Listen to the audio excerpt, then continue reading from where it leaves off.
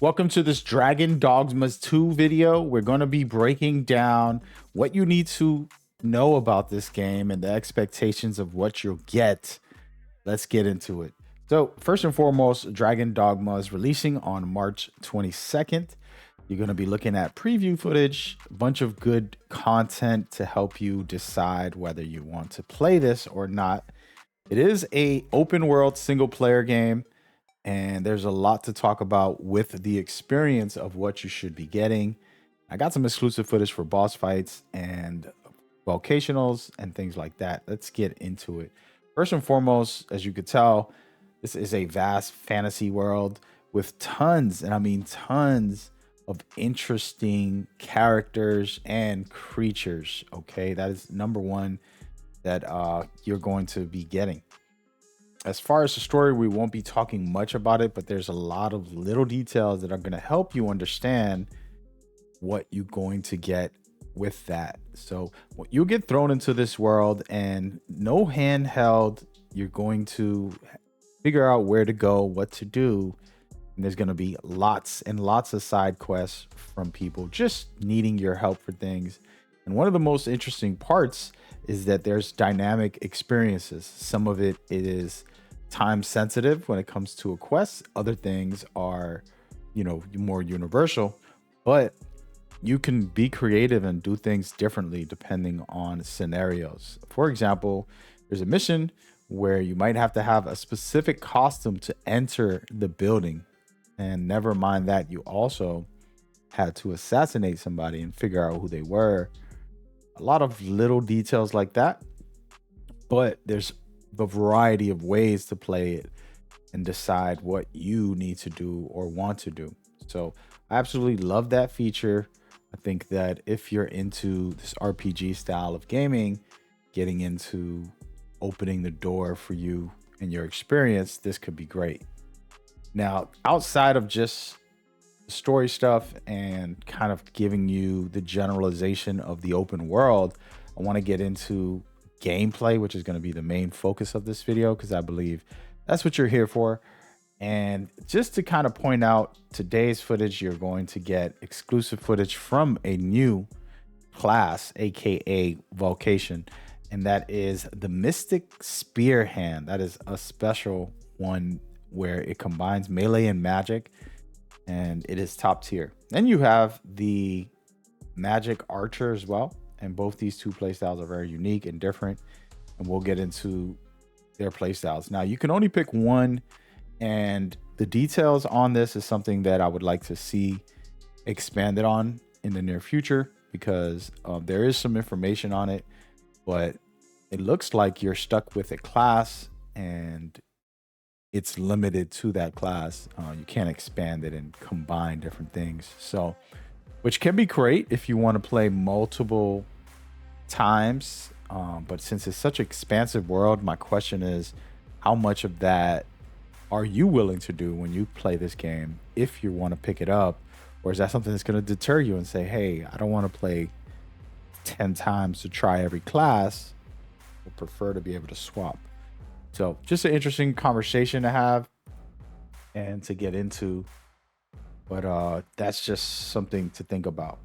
Okay, now we're gonna take a quick look at this Mystic Spear Hand, and as you can see, the melee's top tier, but it also has things like the protective shield bubble that you see, and it can throw magic as well, and then it also has a warping ability for you to be able to get closer to enemies. So a lot of cool elements on this playstyle that I thought was very good.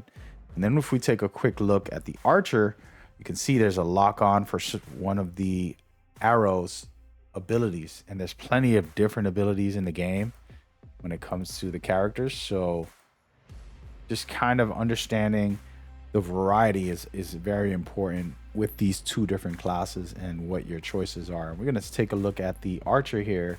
On top of this very cool ability to throw things, you can also drop an arrow to your feet or to your teammates to heal or revive them. There's a lot of cool things like a heat-seeking arrow that you physically control. You'll enter into the arrow, and you'll see this in a second, but that is another very cool thing. And they have elements, for example, fire, where you can control an area with that type of play. And I thought that was interesting and different. Metal Gear Solid's game had a Stinger missile. You can consider that similar in that way. So, yeah, a lot of cool stuff. And I want to take a moment to take a look at the actual spear hand once again. As you could tell, a lot of great melee. And melee is one of the best traditional ways to play. But I love the fact that this mixes magic into it, so you don't just feel like you're only gonna melee and you can't do anything else. It feels like a better balance, and that's kind of something I personally prefer when I play games. I don't like to be stuck on one or the other. So let me know what your thoughts on some of this footage. We're gonna go and take a deeper dive into these playstyles, and as you can see, the arrow getting some shots in, making it work. And the reason I like this, of course, you always need somebody to be an arrow. And one thing about the game that I want to point out is that you have three AIs with you at all times, right? But understand these AIs are very particular. You can have a specific supporting role. Maybe they're all going to be the archers for you, and you'll be the melee focused character, or vice versa. You could have them as the aggressors, and you are the ranged. So that is a cool feature that I think is interesting about this game, and that I absolutely am excited to see when the time comes. But once again, there's a lot of great footage when it comes to what you're capable of with combat, and the way this game feels and the way it plays. And you can see the variety in the enemies that are very vast, when it comes to a great look. So personally, I like that. I do think that the setup is nice. The question again that I have with the combat and things like that, where the limitations, like, okay, well, I have to replay the whole game. How long is the game? And if reviews are not out yet, so we'll figure that out when that time comes. How long is the game? Then replaying it with another character, what are the rewards for switching if you max out a character you absolutely love? And it's like, well, why would I play something else? And those are the questions I have with every game, but with this one specifically, that they limit you so heavily, I'm very curious about. I want to take a moment to talk about some of this cool combat and discuss a couple things. When you're fighting big creatures, you're able to climb them and then attack them.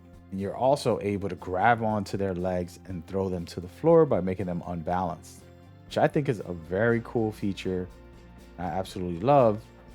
And I want to see how that translates in the long run. But from what we see in this game, a lot of fun and interesting scenarios as we go.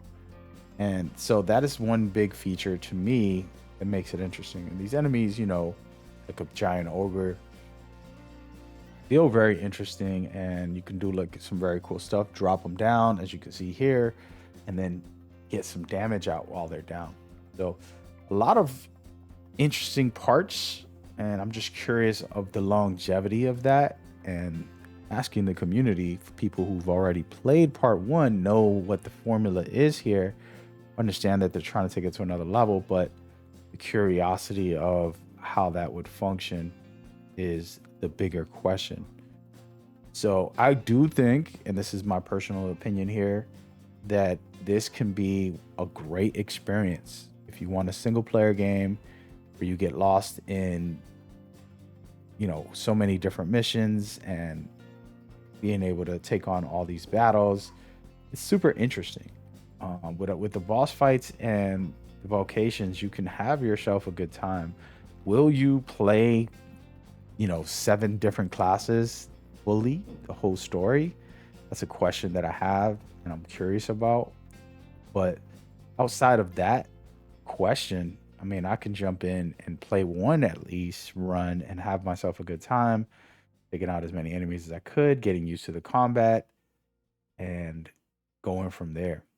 So it would have been a greater game, in my opinion, if they had the co-op. I don't think it's necessary, but it's nice to have. So I just wonder if people feel the same in the comments about this game.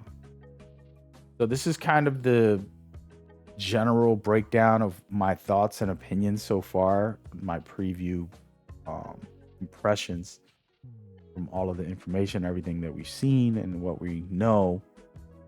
And I'm curious about what you guys think, you know, and what you feel. Is it something you're going to be looking forward to? That's the question. Feel free to drop it in the comments. Let me know. I'll see you there. Peace.